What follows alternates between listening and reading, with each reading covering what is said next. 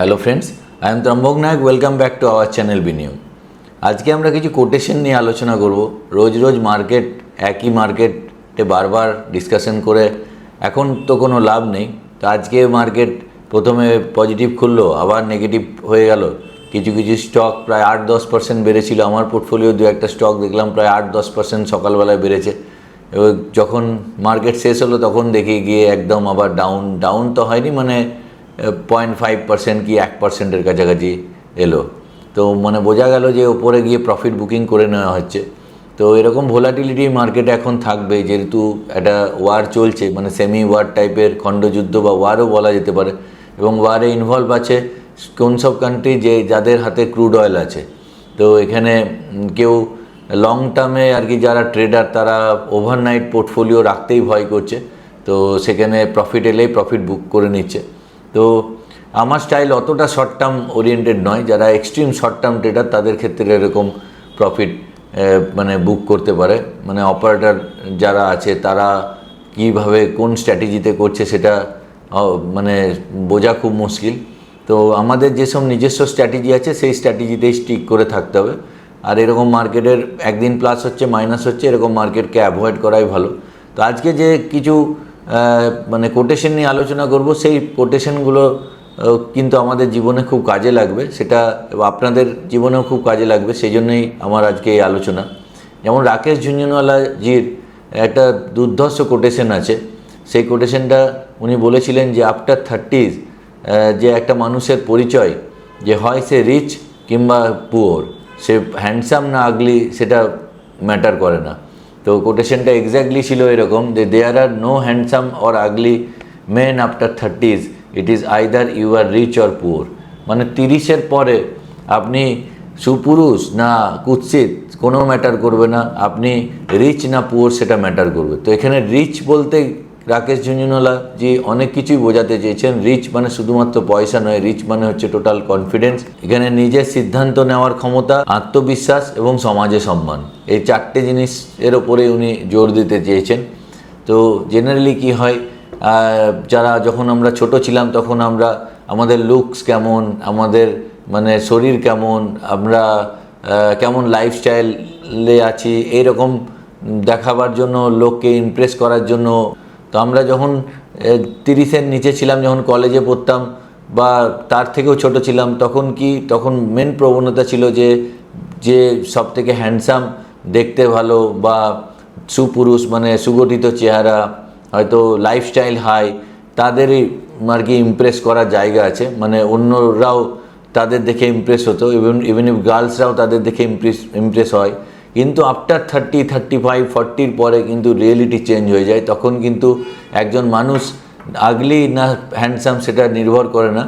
এবার হ্যান্ডসাম অথচ রিচ সেটা হলে ভালো, সেটা হলে তো মানে দুটোই সব থেকে ঠিক আছে। কিন্তু যদি সে সুপুরুষ নাও হয়, কিন্তু সে যদি সমাজে প্রতিষ্ঠিত হয়, তো সেটাই হচ্ছে মেন। তো আমাদের যেমন করেই হোক রিচ হতে হবে। মানে যেমন করে হোক, মানে চুরি করে রিচ হওয়ার কথা আমি বলছি না, মানে পরিশ্রম করে, রিসার্চ করে। মানে আমরা যে লাইনে আছি এখানে স্টক মার্কেটের থ্রু, মিউচুয়াল ফান্ডের থ্রু রিচনেস, হয়তো সেই লেভেলের রিচনেস আসবে না। আপনি একটা সার্টেন অ্যামাউন্টে পৌঁছতে পারবেন 5 কোটি 10 কোটি পর্যন্ত। কিন্তু রিচ বলতে যেরকম রিচনেস উনি বোঝাতে চেয়েছেন, মানে বিয়ন্ড 100 crore।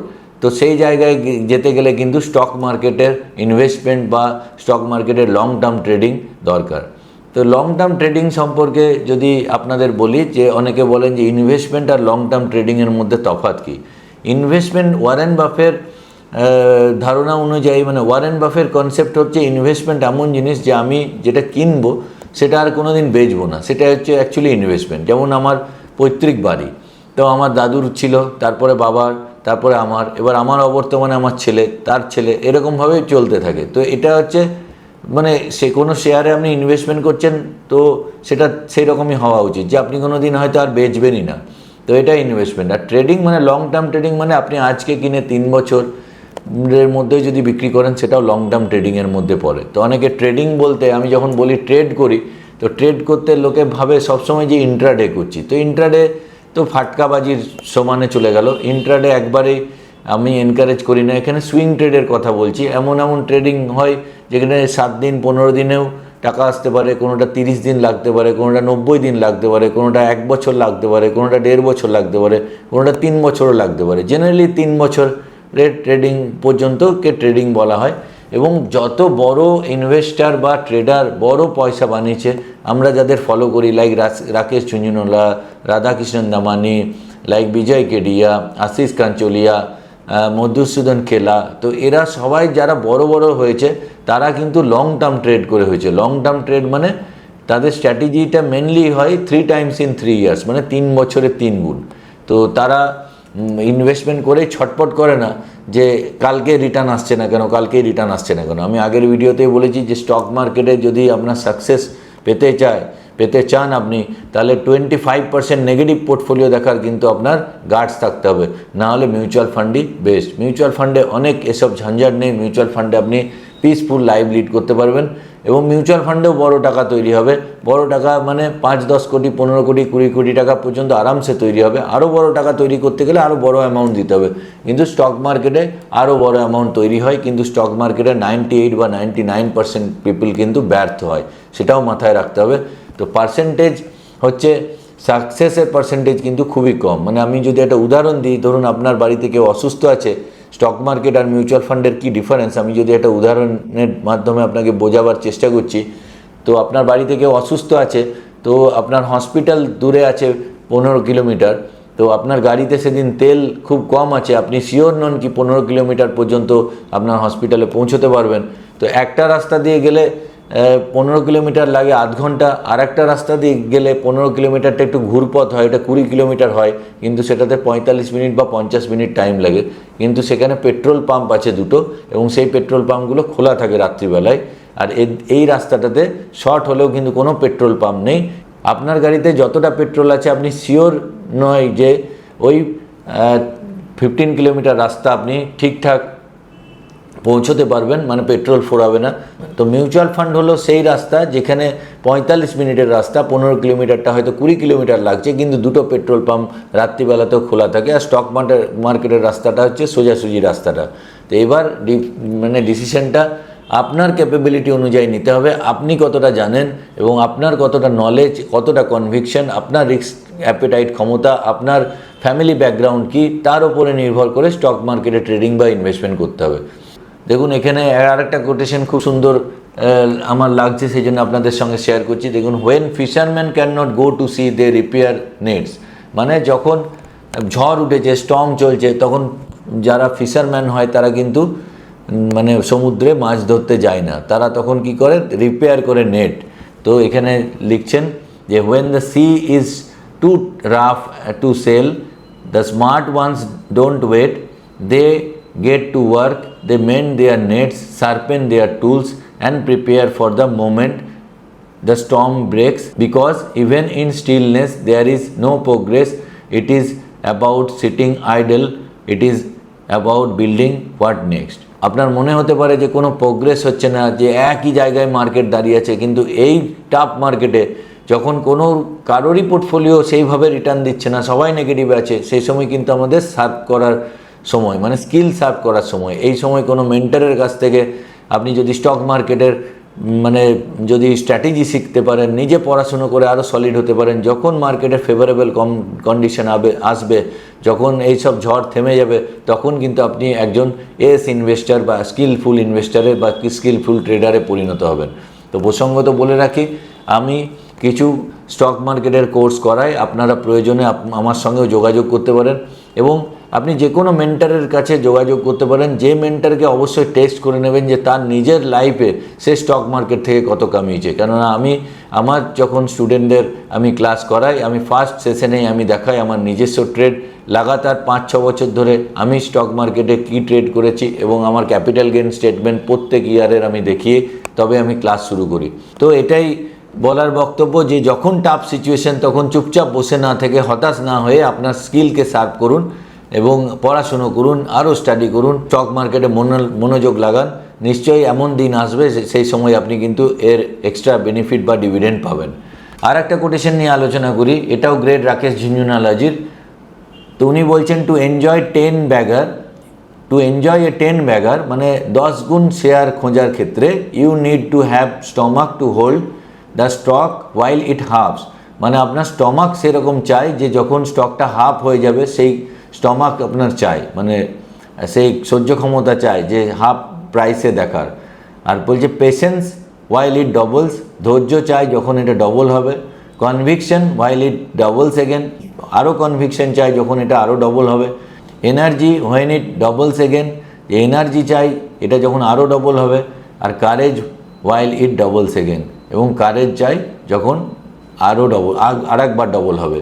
তো identifying potential multibagger is easy, the real challenge is holding them through volatility.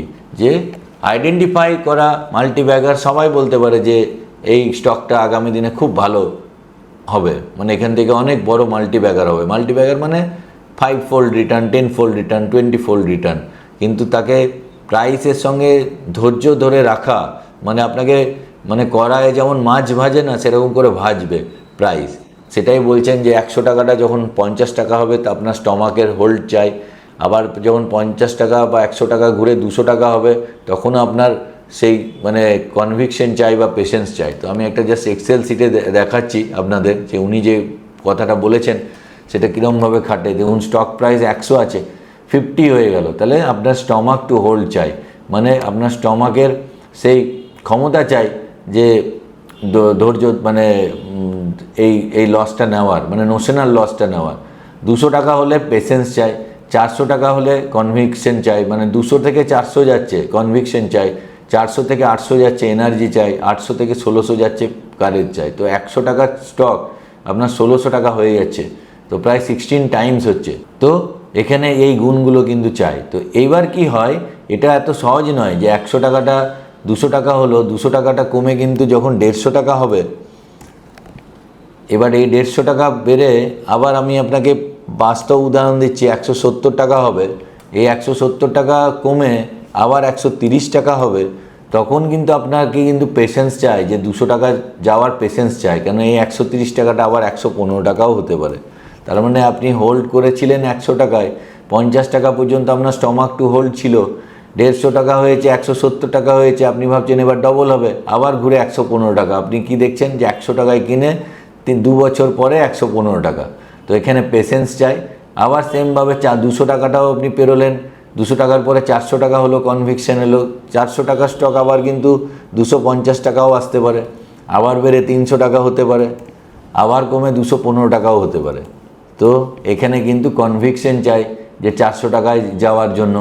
আবার এই পর্যন্ত একটা কোয়ালিটি শ্রেণীর লোক পর্যন্ত রাখতে পারলো, এবার 400 টাকাটা 800 টাকা হতে গেলে আপনার stomach to hold, patient, conviction আছে, এনার্জি অনেকের থাকে না, কারেজ অনেকের থাকে না। 800 টাকার জায়গায় আবার স্টক প্রাইস পড়ে 500 টাকায়, মানে 400 টাকার স্টক 500 টাকায় গেল, 500 টাকার পরে 375 টাকায় চলে এলো, আবার এখানে 425 টাকায় এলো, আবার কিছুদিন পরে 390 টাকায় এলো। তো এরকম যখন হতে থাকবে তখন কিন্তু আপনি যখন দেখছেন 400 টাকা 1 বছর আগে, তারপরেও 390 টাকা আপনার 100 টাকায় কেনা আছে, এবার 390 টাকা হঠাৎ করে কোনো মার্কেট সেন্টিমেন্টে আবার 275 টাকা হয়ে গেল। তো এইরকম হয়। তো এরকম হতে থাকলে কিন্তু আপনার এনার্জি থাকতে হবে, তবেই কিন্তু এই 500 টাকাটা আবার কোনো দিন 800 টাকা যাবে। 800 টাকা যাওয়ার পরে আবার যদি 1600 টাকা করতে হয়, মানে 100 টাকায় আপনার কেনা আছে, 1600 টাকায় করতে গেলে কিন্তু আপনার রিয়েল যেটা কারেজ দরকার, মানে 800 টাকাটা কিন্তু একদম স্ট্রেট লাইনে 1600 টাকা যাবে না, কখনো 900 টাকা হবে, 900 টাকা ঘুরে আবার 700 টাকা হবে, আবার পড়ে 600 টাকা হবে, আবার বেড়ে 1000 টাকা হবে, আবার কমে 900 টাকা হবে, আবার বেড়ে 1200 টাকা হবে। তো এইরকম করতে করতে 1600 টাকায় যাবে। তো আমি জাস্ট আপনাকে দেখাতে চাইছি এটাই যে এত পেনফুল সিচুয়েশন। একটা মাল্টিব্যাগার বলুন বা এই ধরনের আমাদের আবদার থাকে যে কোন স্টক এখান থেকে মাল্টিব্যাগার হবে, কিন্তু মাল্টিব্যাগার আপনি যদি কিনেও নেন আপনি রাখতে পারবেন না। মানে এটাকে বলা হয় যে stock market it's like a burning coal, জ্বলন্ত কয়লার মতো, আপনার হাতে মনে হবে কয়লা, কখন আপনি ছেড়ে বাঁচবেন। তো এখানে নিজের কনভিকশন, নিজের পেশেন্স, নিজের কারেজ, নিজের এনার্জি না থাকলে কেউ মাল্টিব্যাগারের মতো স্টক মানে পিক করতে পারে অনেকে, কিন্তু রাখতে পারে না। তো আমরা আগের দিনে বিজয় কেডিয়াজির হোল্ডিং নিয়ে কিছু আলোচনা করেছিলাম যে উনি কোন স্টক কিনেছেন। তো সবাই জানে বিজয় কেডিয়াজি কিনছেন, কিন্তু বিজয় কেডিয়াজি ওই স্টক থেকেই কত রিটার্ন কামাবেন আমি জানি না, কিন্তু ওই স্টক আপনি হোল্ড করতে পারবেন না। কেন, ওই পেন নিতে গেলে বিজয় কেডিয়াজির মতো কার্ডের চাই, পেশেন্স চাই, কনভিকশন চাই, এনার্জি চাই। তো এগুলোই হচ্ছে আমাদের ভার্চু তৈরি করতে হবে, আমাদের এর ভেতরে গুণ আমাদের নিয়ে আসতে হবে যে স্টক মার্কেটে সফলতা লাভ করতে গেলে। তো আজকে জাস্ট এমনি এই ধরনের আলোচনা করলাম। আশা করি ভিডিওটি ভালো লাগছে। ভিডিওটি ভালো লাগলে প্লিজ একটি লাইক করবেন, আর যদি চ্যানেলটি এখনও সাবস্ক্রাইব না করে থাকেন তো প্লিজ সাবস্ক্রাইব করে নেবেন, আর বন্ধুদের সঙ্গে শেয়ার করতে ভুলবেন না, আর বন্ধুদেরও সাবস্ক্রাইব করাবেন, কারণ এই চ্যানেলে প্রত্যেক দিনই আমি মিউচুয়াল ফান্ড এবং স্টক মার্কেট রিলেটেড ভিডিও নিয়ে আসি। পরের ভিডিওতে আবার খুব তাড়াতাড়ি দেখা হচ্ছে। জয় হিন্দ, জয় ভারত।